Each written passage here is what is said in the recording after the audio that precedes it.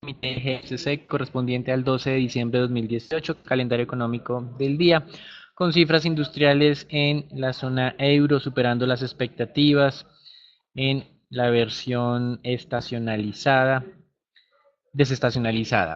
El dato fue de 1.2% frente a una expectativa del 0.7%. El dato sin ajustar de crecimiento mes a mes fue de 0.2%, también superando lo que esperaba el mercado, que era la mitad. Con respecto a Europa, tendremos declaraciones de algunos miembros del Banco Central. En los Estados Unidos se dieron a conocer las cifras de inflación al consumidor. Recuerden que no es la serie preferida de la Reserva Federal para hacer el seguimiento a las presiones inflacionarias, pero sí es un indicador que en el largo plazo ha estado correlacionado.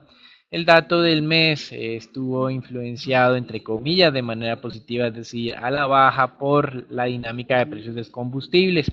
Por eso no hubo incremento en promedio de los precios durante el mes de noviembre y esto hizo que se cumpliera la expectativa de mercado de un descenso de la inflación 12 meses del 2.5 al 2.2%.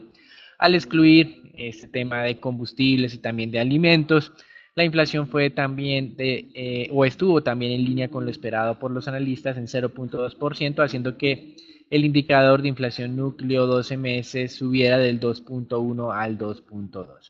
Más adelante en la jornada de los Estados Unidos tendremos la publicación de cifras de inventarios de petróleo, que explicará más adelante Raúl, y las colocaciones de tesoros a 10 años, así como la publicación del déficit fiscal correspondiente al mes de noviembre, donde el mercado calcula un déficit de 200 billones de dólares.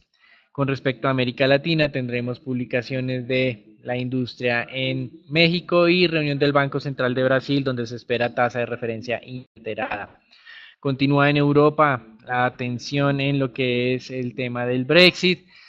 El partido de la actual primera ministra, Theresa May, es el partido conservador, alcanzó las 48 solicitudes para promover una moción o una votación de no confianza en contra de esta y necesitará hoy, hacia las 4 de la tarde, hora este de los Estados Unidos, que en la votación 158 parlamentarios se unen a estas 48 cartas en total y de alguna manera hagan que o presionen la renuncia de Theresa May.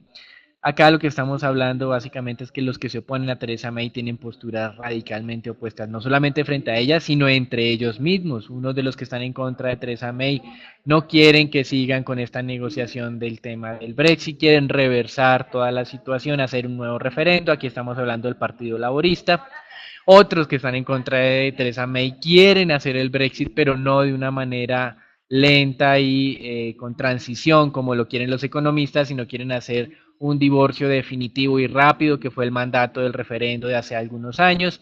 Y por lo tanto, aquí las dudas que dan es que si ella no supera este voto de confianza, va a estar enfrentada a la política británica a estas nuevas dos facciones, o más bien a estas otras dos facciones, que probablemente tengan incluso menos apoyo y va a haber problemas obviamente en este proceso de negociación. Dependeremos entonces de la Unión Europea cómo responda a estos eventos políticos.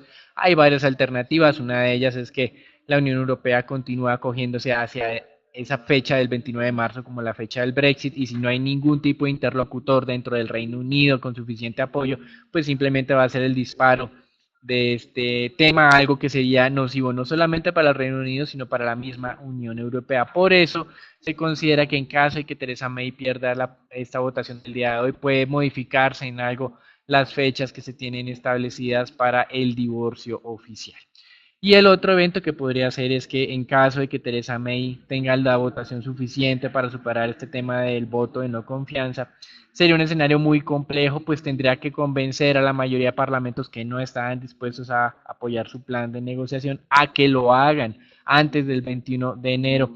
Entonces la situación continúa complicándose en este frente europeo. Con respecto a los Estados Unidos, el presidente Donald Trump anunció que en caso de que él viera algún tipo de beneficio para los Estados Unidos, podría intervenir en este proceso de la detención de la vicepresidenta financiera de Huawei por la solicitud de extradición que realizó los Estados Unidos a Canadá de esta funcionaria. Recuerden que el problema fue haber infringido normas financieras donde había sanciones a Irán y que Huawei pudo haber facilitado estas transferencias de recursos a este país a través de algunas entidades que se han considerado como más que culpables en este momento como las víctimas de las decisiones de Huawei. Con respecto a todo este tema de la investigación política en contra del presidente, debido pues a lo que pues pudo haber sido la relación de su campaña con los rusos y otros eventos que estuvieron en contra de la legislación, el presidente Trump manifestó que si llegara a proceder este tema de la destitución, él considera que la población se va a sublevar, pues no permitirá que esto ocurra teniendo en cuenta su alto nivel de favoritismo como él lo considera.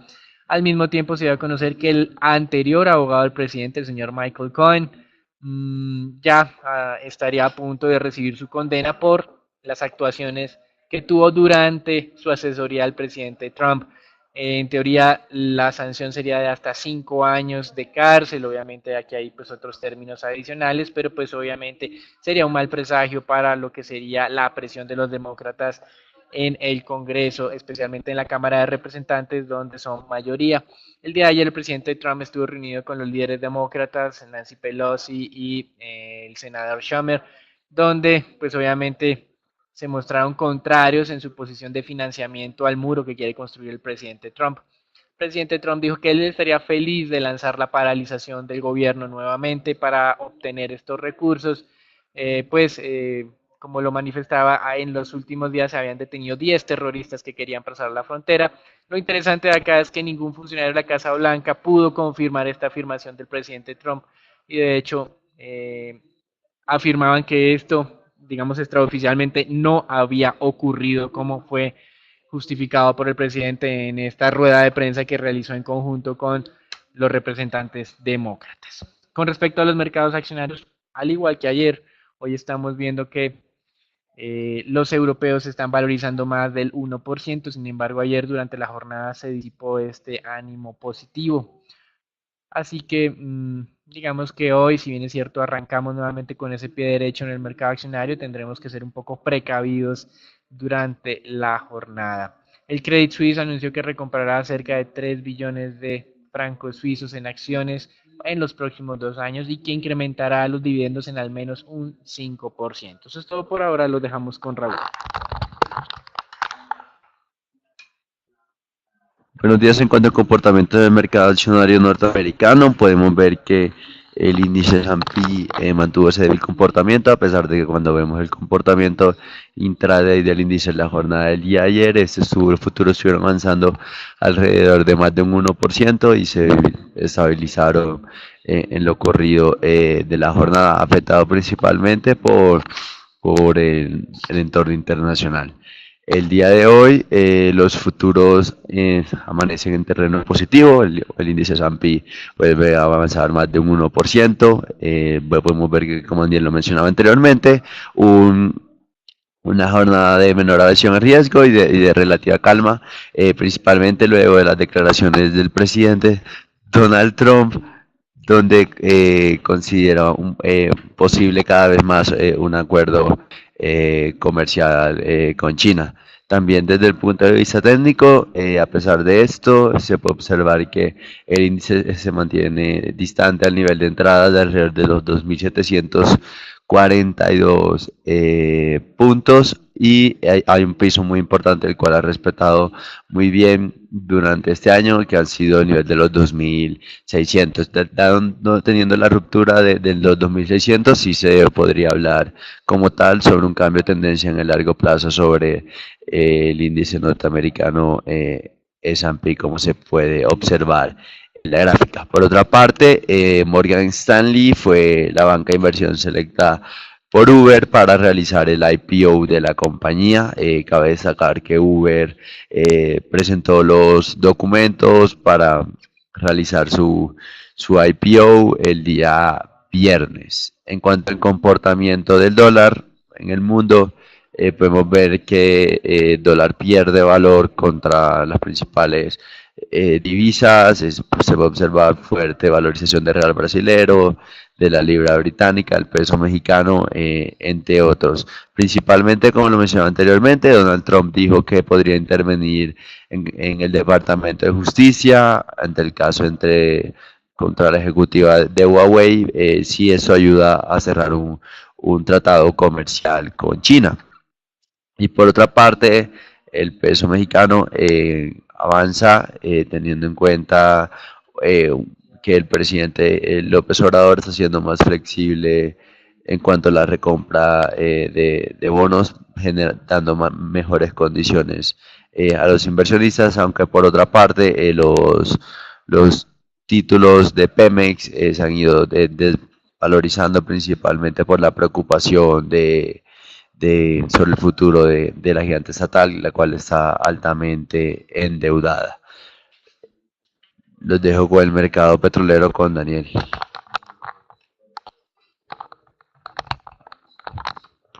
Bueno, el mercado petrolero recibió ayer dos anuncios, uno que va a ser ampliado por Raúl con respecto a los inventarios privados que publica o mide el Instituto Americano del Petróleo, y el otro tiene que ver con la Agencia de Administración de Información de Energía, que es como el Departamento de Energía de los Estados Unidos, donde establecía que la producción del año 2018 iba a promediar los 10.88 millones de barriles y en el 2019 iban a alcanzar los 2.06 millones de barriles. Ya en el 2018, de acuerdo a este Departamento de Energía, los Estados Unidos se convertirían en el primer productor mundial de crudo. Para que se hagan una idea, si bien es cierto, Estados Unidos ya es el primer productor mundial de crudo, también mantiene un liderato casi en el consumo de petróleo. Estados Unidos produce entonces, o produjo este año 10.88 millones de barriles, pero al mismo tiempo consumió 20.48 millones de barriles. En algunos lados se ha anunciado, publicado más bien que Estados Unidos es exportador neto de combustibles. Hay que tener mucho cuidado en esta parte, no quiere decir que sea productor de crudo neto como tal, pero sí que ellos importan tanto crudo que sus refinerías terminan siendo más que autosuficientes para el consumo local y por eso terminan exportando combustibles a otros mercados como el mercado mexicano, que es uno de los temas que Andrés Manuel López Obrador estuvo defendiendo en campaña para incrementar la capacidad utilizada de sus refinerías, actualizar las existentes, crear o construir unas nuevas. En esta parte que también mencionó Raúl con respecto a Andrés Manuel López Obrador, el mercado está un poco temeroso de esa inversión de 8 billones de dólares en la nueva refinería que anunció para Pemex, teniendo en cuenta el abultado nivel de endeudamiento de Pemex y también que no ha logrado tener unas cifras financieras positivas durante los últimos años de manera consistente. Entonces, digamos que este tema del mercado petrolero continúa siendo muy complejo de analizar. Estados Unidos mantiene esa tendencia alcista en producción. Recuerden que ya hemos hablado que en el corto plazo había superado los 11 millones de barriles de producción y con esta referencia de alcanzar los 12 millones de barriles o superarlos durante el 2019, obviamente desde nuestro punto de vista estaría más que compensado el efecto Venezuela. Y en Venezuela aparentemente estaría incumpliendo ese pacto de pago de la indemnización fijada por un tribunal de arbitramiento en contra del país, tribunal de arbitramiento que ganó la compañía minera canadiense Cristalex por una expropiación realizada durante la administración de Hugo Chávez. Este pago, que es cercano a los 1.400 millones de dólares, tenía algunas condiciones que en concepto de Cristalex están siendo incumplidas por parte del gobierno venezolano y por eso va a buscar todos los medios para salir a subastar la participación que tiene este gobierno venezolano en PDVSA. Recuerden que Venezuela ya comprometió casi el 50% de la participación de Citgo con un préstamo como garantía un préstamo a una compañía rusa. Ahora solo le queda cerca del 50% y lo va a perder de acuerdo a lo que se está manejando actualmente en las cortes de los Estados Unidos. Eso es todo por ahora, los dejamos con Raúl. Por otra parte, según Reuters, Irak incrementó en 100.000 barriles por día su producción en campo petrolero sureño Halfaya, hasta un total de 370.000 barriles por día. Por otra parte, en cuanto al reporte de inventarios API, estos disminuyeron 10.2 millones de barriles versus una expansión de 5.4 millones de barriles del dato anterior. Cabe destacar que en la jornada del día de hoy tenemos el reporte de inventarios de la AIE, donde esperamos o el mercado espera que se confirme esta caída de inventarios de API, aunque la estimación anterior es a 3.5 millones de barriles. En cuanto al comportamiento desde el punto de vista técnico, podemos ver que el petróleo intenta recuperarse poco a poco, ya lleva 3 jornadas al alza intentando ganar valor, aunque lo hace gradualmente. La jornada del día de hoy, el crudo en referencia a WTI está avanzando alrededor de un 1.9%, en Brent 1.4%. Consideramos que en la medida que el crudo continúa recuperándose, llega a los niveles de los $56, posiblemente se le dificultará vulnerar esa resistencia teniendo en cuenta los desbalances como tal del mercado. Los dejo con el mercado, nos con Daniel. Otra de las declaraciones que dio el presidente Trump el día de hoy fue que la Reserva Federal sería muy tonta si la próxima semana incrementa la tasa nuevamente, teniendo en cuenta que debido a esta lucha comercial que está enfrentando, a estas disputas comerciales que está enfrentando los Estados Unidos, la economía necesita un escenario de tasas de interés lo más bajas posible. Recuerden que durante la campaña el presidente Trump criticó precisamente a la Reserva Federal por lo contrario, por mantener unas tasas de interés excesivamente bajas. Por lo tanto, este cambio de discurso que hemos visto ya durante los últimos meses, simplemente lo que hace es confirmar la dificultad digamos, de seguirle el modo de pensar al presidente de los Estados Unidos y poderse anticipar ante cualquier desarrollo de esos indicadores económicos que él considera serían los adecuados para la economía estadounidense. El día de hoy las tasas de interés en Estados Unidos en los tesoros están incrementándose a niveles del 2,90, 2,91%, si bien es cierto son cerca de 4 puntos básicos más de lo que tuvimos durante las últimas jornadas, es un nivel extremadamente bajo. Prácticamente el mercado estaría descontando ningún tipo de incremento de tasa en el 2019. Por eso la próxima semana es importante esta reunión de la Reserva Federal para establecer si se confirma la postura de Goldman Sachs de que reducirían el número de incrementos esperados para el próximo año. Con respecto a lo que ha sido Italia, que hoy vemos una fuerte valorización, hoy la administración en este país está presentando a la Comisión Europea el nuevo plan presupuestal.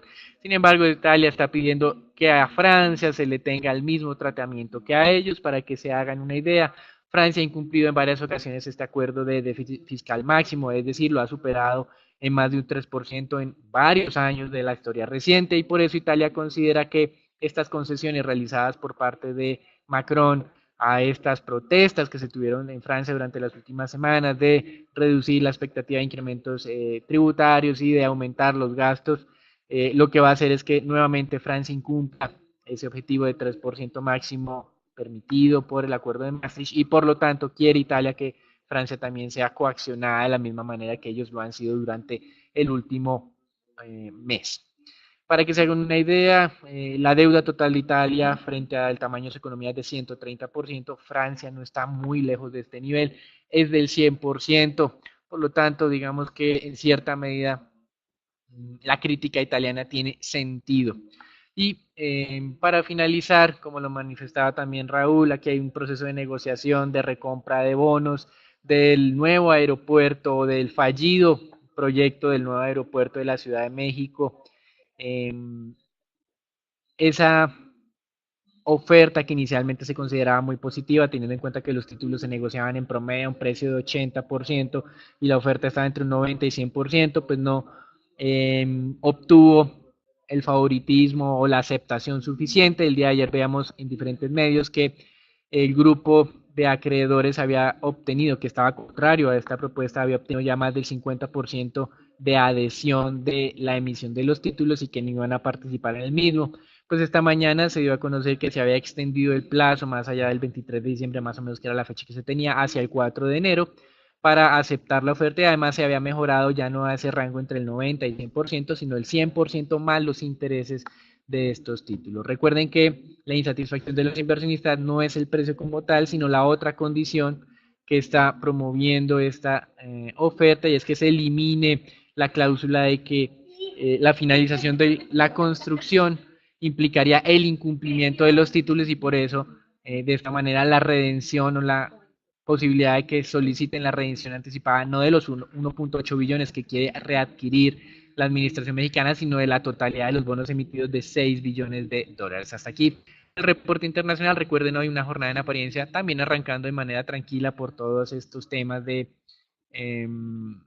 índole comercial, donde la vicepresidenta de Huawei se le facilitó el pago de una fianza, su liberación transitoria, mientras la Corte canadiense en el mes de febrero define el proceso de extradición hacia los Estados Unidos. Hasta aquí el reporte internacional. Damos entrada al informe Colombia, donde la DIAN anunció, reportó las cifras de recaudo ya al mes de noviembre. Se han acumulado cerca de 132.6 billones de pesos en recaudo.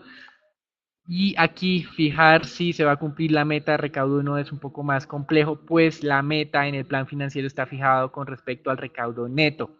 Este indicador 132.6 billones es de recaudo bruto, el recaudo neto esperado es de 135.5, o por lo menos lo que se tenía en el plan financiero a mayo de este año, que fue elaborado por la administración anterior.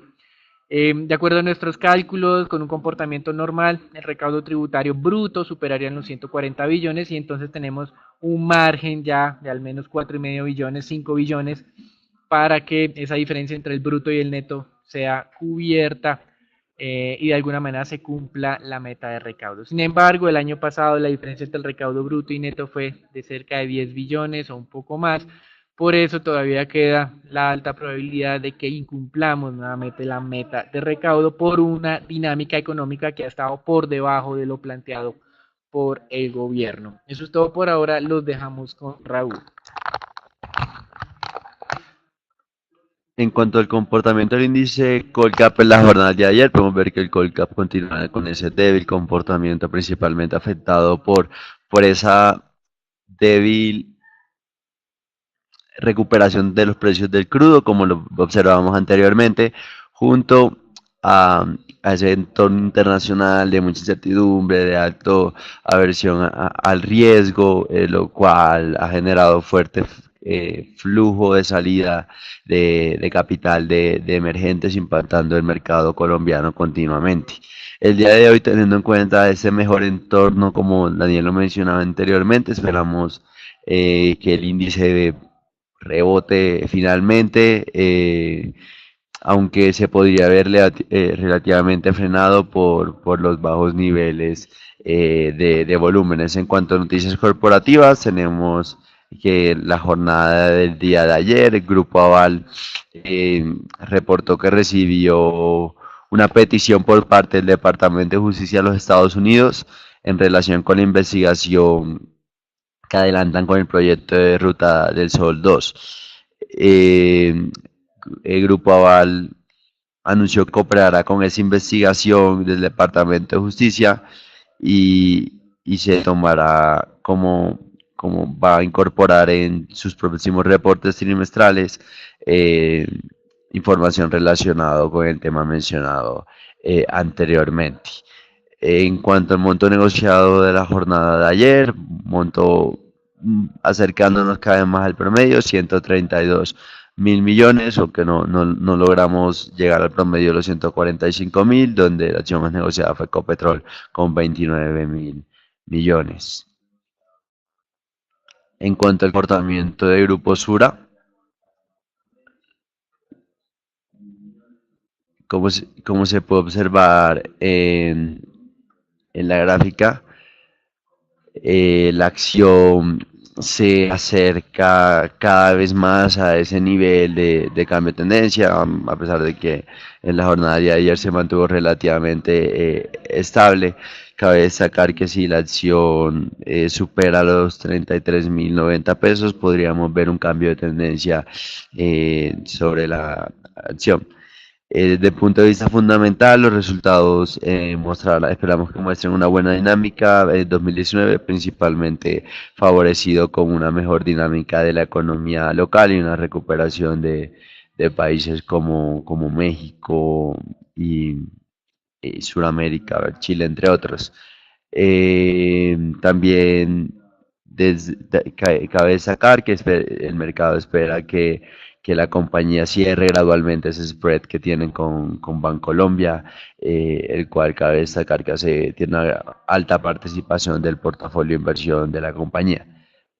Por otra parte, tenemos la acción de Avianca, la cual, como se puede observar, registró en cuanto al comportamiento intradiario mínimos de alrededor del 2015, principalmente por un malentendido de un medio brasilero, el cual reportó que Avianca Brasil había entrado en bancarrota. Cabe destacar que Avianca Holdings reportó que Avianca Brasil es propiedad de Oceanair y no hace parte del grupo de Avianca Holdings, es decir, que los estados financieros no se consolidan y eso no afecta a los resultados financieros de Avianca de ninguna forma, tan solo comparten un acuerdo, un nombre del nombre comercial por medio de un acuerdo de licencia de uso de nombre.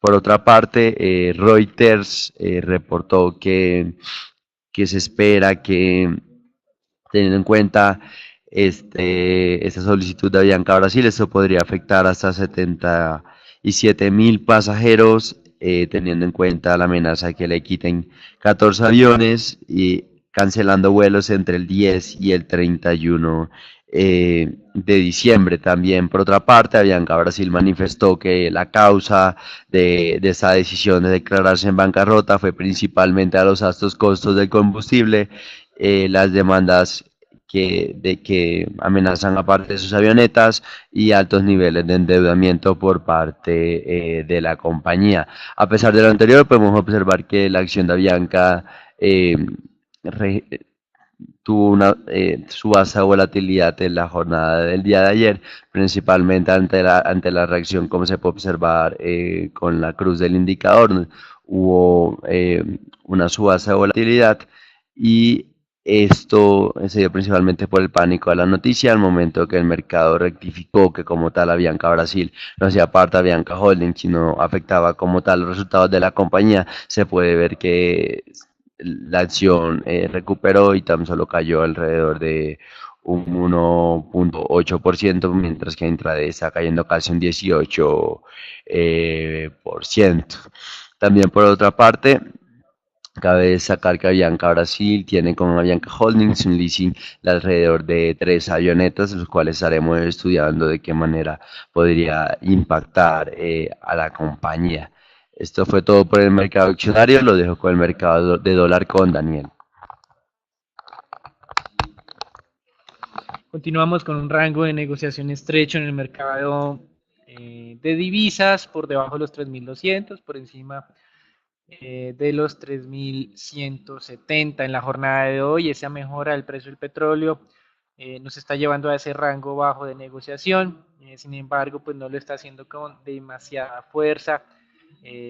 Y también estamos identificando ya una reducción en los volúmenes de negociación. Recuerden que hace cerca de 2 semanas hablábamos que consistentemente se superaban los 1.200, 1.300 millones de dólares de negociación diaria.